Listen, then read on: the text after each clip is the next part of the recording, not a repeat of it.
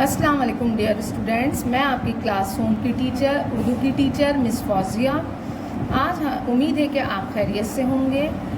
Dear students, آج ہم میقات دوم کا سبق عید الفطر شروع کر رہے ہیں۔ میقات دوم کا یہ ہمارا پہلا چیپٹر ہے۔ آئیے ریڈنگ میں سٹارٹ کرتی ہوں، غور سے سنیے گا۔ آج رمضان المبارک کا 25واں روزہ تھا۔ بچوں کو اسکول سے چھٹیاں تھیں۔ دروازے کی گھنٹی بجی۔ حسن لپک کر گیا اور پوچھا، کون ہے؟ باہر سے آواز آئی، میں ڈاکیا ہوں، اپنی ڈاک لے لیں۔ حسن نے دروازہ کھولا اور ڈاکیے سے خط وصول کر کے اندر کمرے میں چلا آیا۔ حسن کا چہرہ خوشی سے کھل اٹھا۔ حسن کے نام پھوپھی جان کا خط تھا۔ حسن نے خط کھولا اور بلند آواز سے پڑھنے لگا۔ ساہیوال، 28 جون 2016۔ پیارے بیٹے حسن، السلام علیکم۔ امید ہے کہ آپ خیریت سے ہوں گے۔ آپ کا خط ملا، پڑھ کر بہت خوشی ہوئی۔ آپ نے سب گھر والوں کی طرف سے اس بار ہمیں اپنے ساتھ عید منانے کی دعوت دی ہے۔ آپ سے پہلے آپ کی امی جان نے بھی ہمیں عید کے موقع پر لاہور آنے کی دعوت دی تھی۔ اس بات کو سن کر سعد اور ارم بھی خوش ہوئے۔ کافی عرصہ ہو گیا لاہور آئے ہوئے، اسی بہانے سب سے ملاقات بھی ہو جائے گی۔ میں نے آپ کے پھوپھا سے اجازت لے لی ہے۔ انشاءاللہ ہم سب رمضان کی 29 تاریخ کو پہنچ جائیں گے اور عید کی خوشیاں ایک ساتھ منائیں گے۔ سب گھر والوں کو سلام اور آمنہ کو پیار۔ آپ کی پھوپھی جان۔ 29ویں روزے کو افطاری سے پہلے پھوپھی جان اپنے بچوں کے ساتھ لاہور پہنچ گئیں۔ امی جان نے افطاری پر کھانے پینے کی چیزوں کا اہتمام کر رکھا تھا۔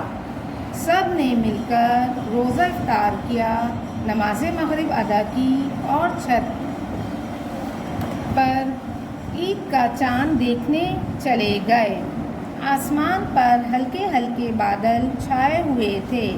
اچانک پھوپھی جان کی بیٹی ارم نے خوشی سے کہا، وہ دیکھیں، وہ رہا چاند۔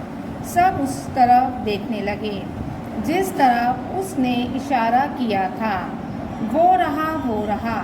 سب چاند کو دیکھ کر دعا مانگنے لگے۔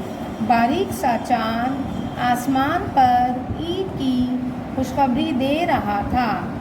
گھر کی عورتیں صبح کے لیے میٹھا تیار کرنے لگیں اور بچے اپنی عید کی تیاری ایک دوسرے کو دکھانے لگے۔ کمرے میں ایک طرف چمکیلے کاغذ میں لپٹے ہوئے چند ڈبے پڑے ہوئے تھے۔ سعد نے پوچھا، یہ کیا ہے؟ حسن نے جواب دیا، ابو جان ہر سال ایک ادارے میں مقیم بچوں کے لیے عید کے تحائف لے کر جاتے ہیں۔ ان ڈبوں میں ان بچوں کے لیے کپڑے اور جوتے ہیں۔ سعد نے حسن کو بتایا، ہماری امی جان بھی لاہور آنے سے پہلے محلے میں موجود چند مستحق گھروں میں عید کا سامان دے کر آئی ہیں تاکہ وہ بھی عید کی خوشیاں منا سکیں۔ امی جان کہتی ہیں کہ خوشیاں بانٹنے سے بڑھتی ہیں۔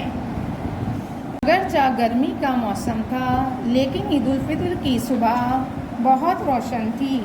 حسن اور سعد گھر کے مردوں کے ساتھ عیدگاہ نماز عید ادا کرنے چلے گئے۔ جانے سے پہلے سب گھر والوں نے مل کر میٹھی سوئیاں کھائیں۔ عید کی نماز پڑھ کر سب لوگ ایک دوسرے سے گلے ملے اور عید کی مبارک دی۔ بچوں نے بزرگوں سے عیدی وصول کی۔ بچوں، پتہ ہے عید کے دن سب سے اچھی بات کیا ہوئی؟ دوپہر کے کھانے پر حسن کے والد نے گلی میں رہنے والے اسلم سبزی فروش اور اس کے گھر والوں کو بھی کھانے پر بلایا تھا۔ امی جان نے اسلم کے بچوں کو بھی عیدی دی اور اپنے ساتھ عید کی خوشیوں میں شامل کیا۔ شام کو سب مل کر حسن کے نانا کے گھر گئے اور یوں عید کی خوشیاں مکمل ہو گئیں۔ آئیں مزید جانیں۔ عید الفطر اسلامی مہینے شوال کی پہلی تاریخ کو منائی جاتی ہے۔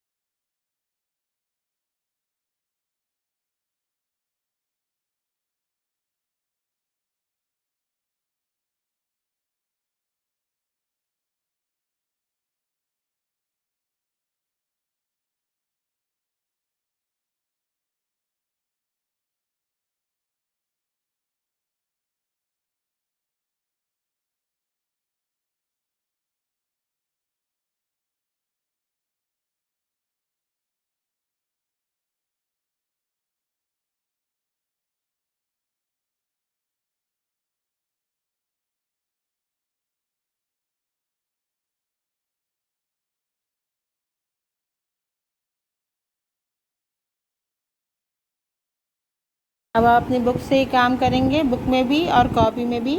درست جواب کے گرد دائرے لگائیے۔ دروازے پر آیا تھا کون؟ ڈاکیا۔ پھپھی جان پہنچ گئیں 29ویں روزے کو۔ خوشیاں بانٹنے سے بڑھ جاتی ہیں۔ نماز عید کے بعد بچوں کو ملی عیدی۔ شام کو سب مل کے گئے حسن کے نانا کے گھر۔ اس کے بعد سوال نمبر 3، یہ بھی آپ کو کتاب کاپی میں کرنا ہے۔ درست جواب کے سامنے صحیح اور غلط جواب کے سامنے غلط کا نشان لگائیں۔ حسن کی خالہ نے حسن کو خط لکھا تھا، صحیح۔ پھپھی جان اکیلی لاہور آئی تھیں، غلط۔ خوشیاں بانٹنے سے بڑھ، صحیح۔ نماز عید سے پہلے سب نے کھیر کھائی، غلط۔ سوئیاں کھائی تھیں، عید کے روز اسلم کے گھر والوں کو بلایا گیا تھا، بالکل صحیح۔ اس کے بعد سوال نمبر 4 کریں گے، یہاں سے دیکھ کر ان پہ آپ کو اعراب لگانے ہیں۔ وصول، چھٹیاں، سوئیاں، مکمل، ادارے۔ سوال نمبر 5، لفظ کے شروع میں نہ لگائیں اور نئے الفاظ بنائیں۔ کام، ناکام۔ امید، نا امید۔ لائق، نالائق۔ ساز، ناساز۔ دان، نادان۔ بینا، نابینا۔ سوال نمبر 6 ہے، دیے گئے الفاظ کے حروف کی مدد سے نئے الفاظ بنائیں، جیسے مکان، اس سے انہوں نے بنایا کان اور ناک۔ اس طرح لفظ ہے انتظار، اس سے نیا لفظ بنے گا انار اور تار۔ دروازہ، دور، دورہ۔ چمکیلے، چمک، میل۔ خوشیاں، ان سے نئے لفظ بنیں گے خوش اور شوق۔ اہتمام، تمام اور مات۔ کتاب کا سارا کام آپ کو کاپی میں بھی کرنا ہے۔ شکریہ۔